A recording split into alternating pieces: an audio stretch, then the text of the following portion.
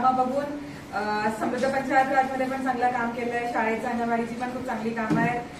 ते सांगितल्याप्रमाणे मार्क थोडे वाढवून दाखवा, कारण काम झालेलं आहे.